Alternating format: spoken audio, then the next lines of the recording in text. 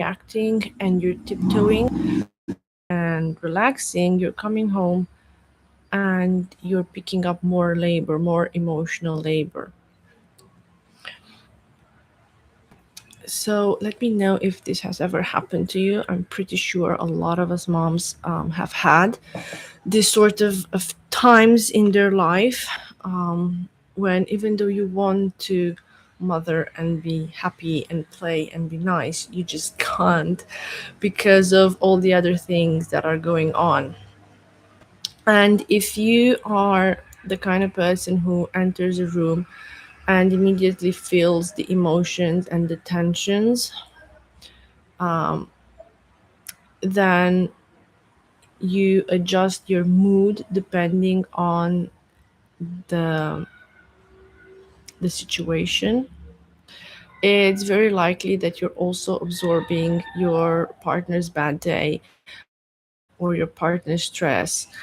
And most of us don't consider the intensity of absorbing other people's emotions and stress until they begin to cripple us and to stop us from doing just everyday chores. And that's because at the point we get so emotional overwhelmed that even washing dishes is too much. Our brain cannot function, can't pull us through that simple chore. And here's what's really happening. It's not that you're too sensitive. You might be a very empathic person and your nervous system safe and you are okay. So, at a very early age, you learned that taking care of everybody else's needs and making sure everybody else was happy meant you are safe and you could get the attention you want and you would feel appreciated. And many of us walk around carrying emotional baggage that's not even ours. And a lot of the times we see it as a weakness, sorry, when it's actually a very sophisticated coping mechanism that we learned in our early years when we were trying to make sense of the world and we were trying to be safe and stay safe. So, how do you know if you are stuck in the survival strategy? How do you know when you are absorbing somebody else's energy and when you are dealing with stress that's not yours and you should not be dealing with? Because it would be very wonderful if we can just unload all the extra emotional work that we have to do. So, first and foremost, you feel emotionally drained after spending time with a certain, it can be a colleague, it can be a family member, it can be whoever it is. After you spend some time with that person, you feel drained, you feel tired, you feel exhausted. And this can happen, especially if that person is constantly venting, constantly seeking reassurance, um, constantly, bringing in drama, and you feel yourself exhausted or overwhelmed after the conversation. That's a sign that stress is creeping into the relationship. And again, we all have things to deal with in our lives. We all have our stressors, we all have our drama. If somebody comes and constantly dumps more on you, and you think, oh, I need to deal with this, let me fix their emotional state, that's great, but it's depleting you of your vital energy. And we don't get the same. We don't get to do the same. There's nobody pouring into our cup. That's where the problem is. Another thing is, you have sudden mood swings that don't really align with your day, and this can happen instantly. So you are feeling drained after spending time with certain people and experiencing emotions that seem disconnected from your situation. When you look back at your mood, it doesn't match the type of day you had. You I it was a nice extra burden. That's because from other people, which caused your mood to swing, and it no longer matches how the day started and how the day carried on. Another issue is you become hyper responsible for managing everybody else's emotions. And again, this is a very wonderful coping mechanism. Maybe you were the peacemaker, you were the one who was calming things down, you were the one who was taking care of everybody's needs and everybody's emotional safety. And now you're constantly monitoring conversations, trying to prevent misunderstanding, preparing yourself for when other people might respond. You might find that you're carefully choosing the words and you're softening your tone, organizing your thoughts in advance, so all the conversation will go smoothly and there will be no problems. You try to make sure that everybody understands, and yet instead of feeling supported, you begin to feel responsible for keeping everybody's emotions in balance and in check. Another one, and this is the last one, is that you mistake somebody else's stress for your own. We the emotional responsibility from the people around us, and we go head over heels to make sure that their emotional world is fixed and it's safe. And it is a relief when you're able to acknowledge your day, name the things, and let go. So it's okay to not lose sleep over somebody else's problem. You have to trust that whoever that person is and whatever the problem is, it's their problem to solve. They will come up with a solution. You don't have to lose sleep over that. You can relax if somebody else is not okay. You're not tired of the people around you. You're simply tired of dealing with everybody else's emotions and everybody else's problems and stress when nobody is there for you. And that's, I think, the hardest part, that we are constantly like a heart with ears, but nobody's pouring back into our cup. So why does this happen? Why do we feel the need to take care of everybody, and why do we feel the need for all this emotional regulation, and why do we take the stress and the burden of the people around us as if it's our own? And it is a bit of emotional contagious process in which we absorb or we mirror the feelings of those around us. And while the capacity of showing empathy is essential for social bonding and for creating a connection and a friendship, it can also lead to overwhelm and stress and burnout. And once these negative emotions take place, we feel disconnected. We no longer believe we're loved. We no longer believe that the relationship is a good one. And we start to feel that the love is gone when in fact we're just burned out. So if you're a highly sensitive person, this will hit you even stronger.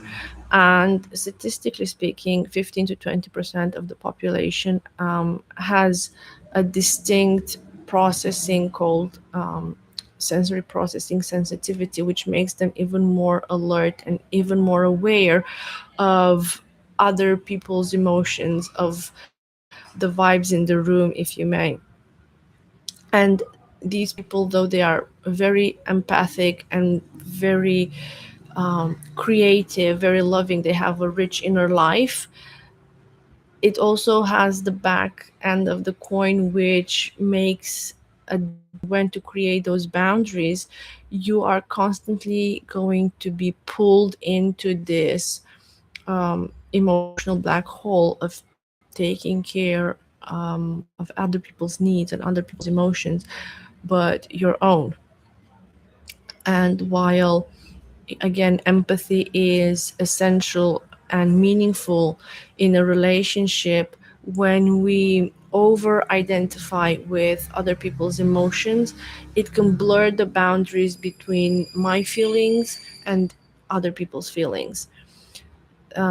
This merge of emotional experience can lead to an internal overload, and we can no longer distinguish what is my stress and what is somebody else's stress. And we've learned very early on in our lives that surviving means managing everybody else's world and managing everybody else's emotions, and we kind of become this emotional antenna, if you may. We read the room, we absorb the tension, and we try to fix everything before it explodes. On one side, that's great. On the other side, it's depleting. And it's a skill that has kept us safe, that made us, likable. But on the other hand, it's slowly wearing down our relationship with the people we love the most and with ourselves.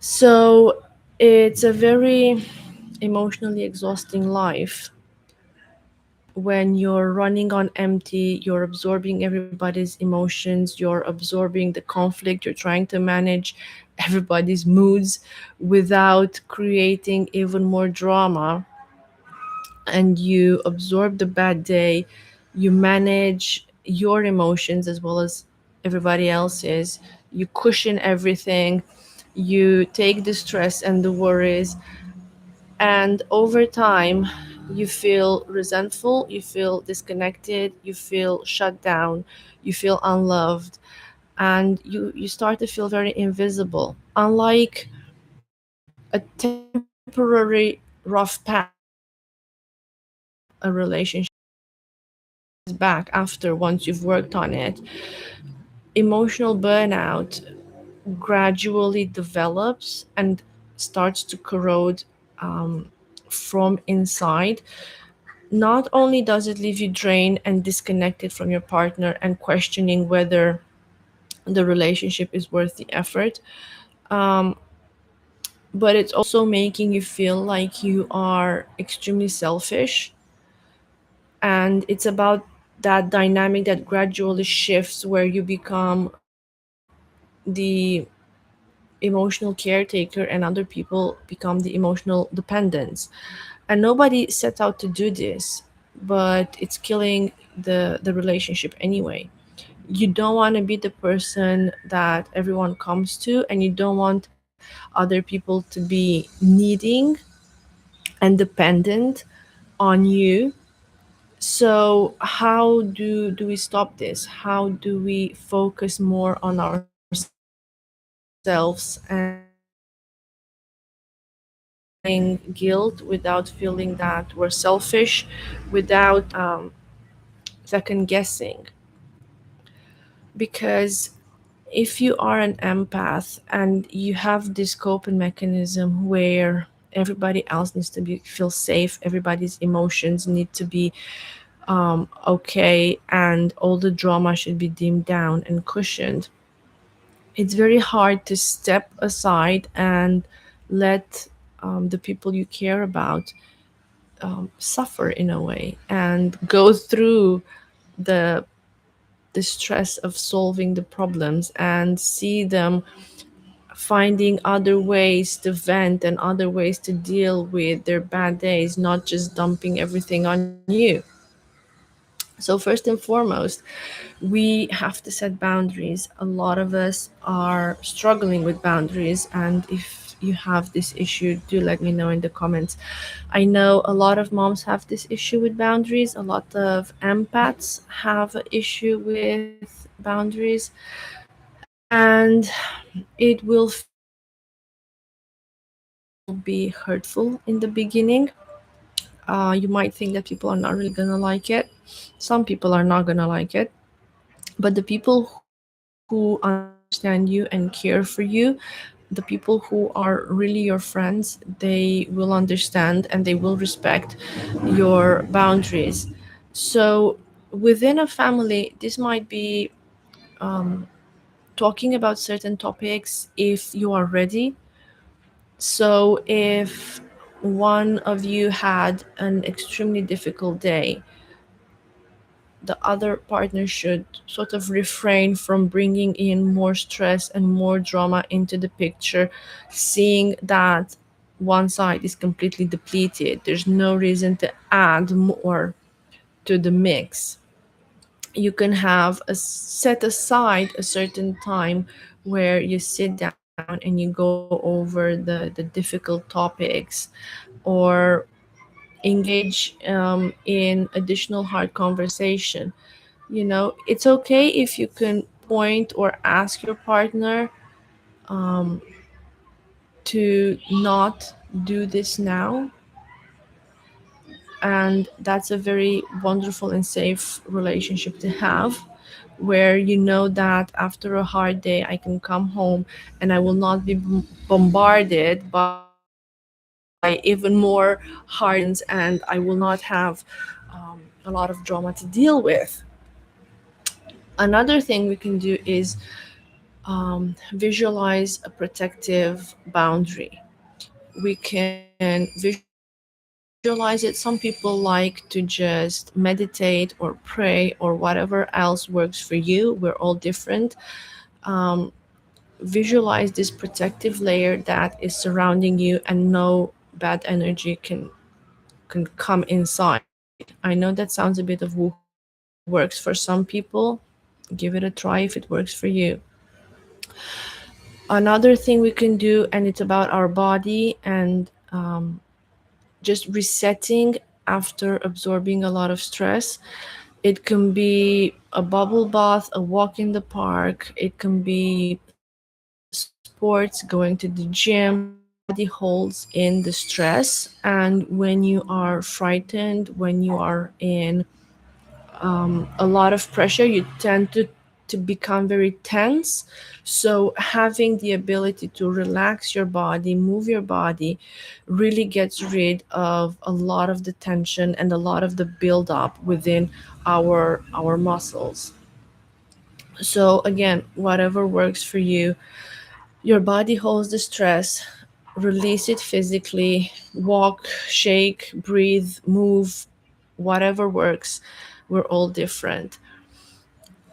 A very important thing in this healing process is naming the feeling. What is yours and what is not yours. Naming the feeling the feeling, not trying to suppress anything, and let go whenever it's the right time to do so. And naming your feelings helps you let go of what is not yours to carry.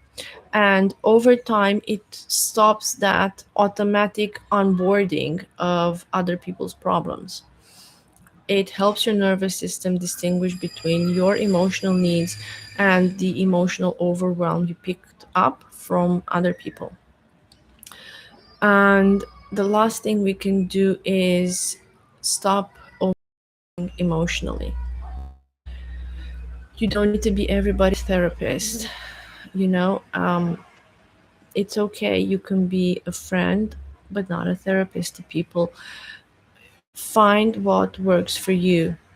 You can love people and still let them deal with their own emotions, let them deal with their own frustrations. You can be present without becoming responsible for their emotional state and the way their inner world functions. That's for them to deal with.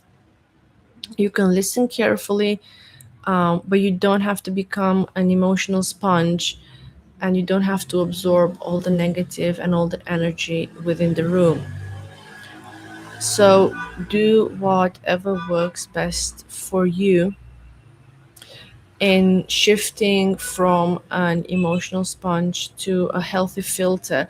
It will require daily practice, it will require deliberate, conscious work.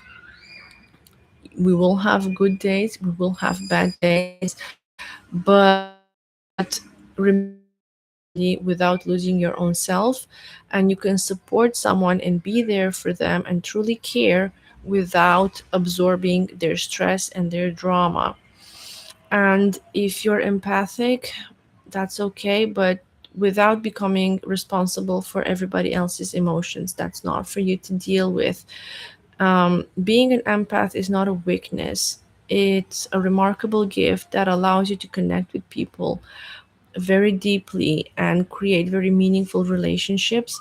Some people will take advantage of this, so it's important to recognize when your problems start and somebody else's problems begin. It's important to set in boundaries and to have healthy boundaries in place, and also to have you and to hold space for your own healing, and so you can digest your own emotions in a way.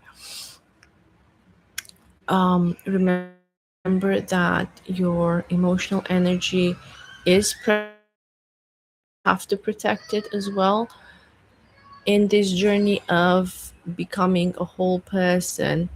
It's not about pushing people away, it's about just tell people, I cannot deal with this right now. You don't need anyone's permission to walk away.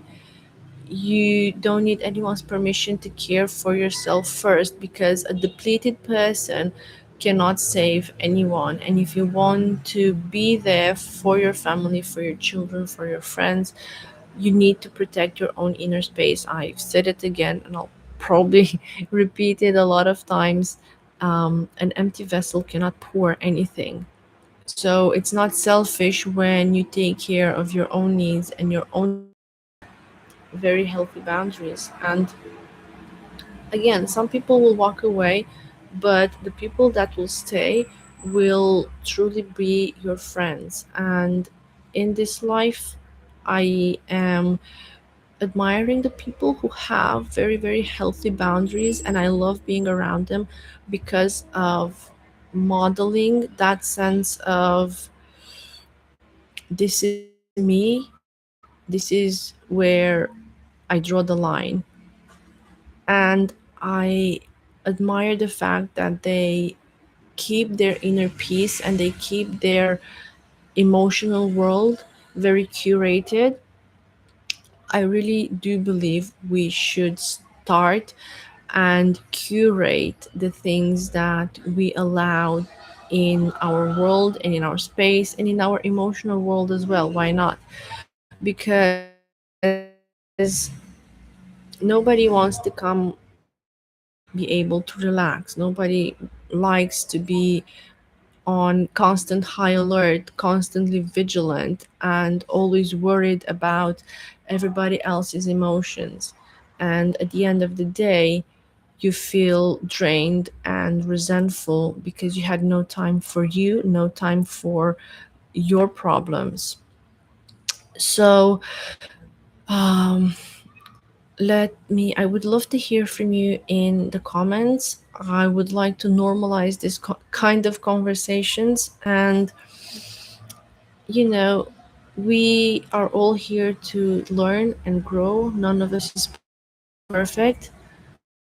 So take a moment to think about your own emotional world, about how you've been managing your own boundaries.